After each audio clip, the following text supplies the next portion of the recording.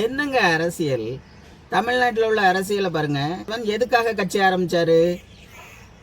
திராவிட முன்னேற்ற கழகத்துடைய ஊழலை எதிர்த்து ஆரம்பிக்கிறேன் அப்படின்னு சொல்லி தான் ஆரம்பிச்சாரு. அதுக்காக அவருடைய திருமண மண்டபத்தை கூட உடைச்செறிஞ்சாங்க. ஆனா இன்னைக்கு அதே அந்த பிரேமலதா அவர்கள் திராவிட முன்னேற்ற கழகத்தில் போய் ஐக்கியமாகியாச்சு. இதுக்கு என்ன அர்த்தம்? மக்கள் ஏமாளிகள், நம்ம எப்படி வேணாலும் அரசியல் நடத்தலாம், முன்னுக்கு பின்னா எப்படி வேணாலும் பேசலாம், எப்படி வேணாலும் இருக்கலாம், ஆனா மக்கள் நமக்கு ஓட்டு போடுவாங்க, நம்ம ஜெயிச்சிடலாம் அப்படின்னு ஒரு வேண்டாத கனவு. இதுல என்ன நடந்திருக்கு, எதனால போய் மாறினாங்க, எதனால போய் அதே ஊழல் கட்சிக்குள்ள போய் ஐக்கியமானாங்கிறது அது அவங்களுக்கு தான் வெளிச்சம்.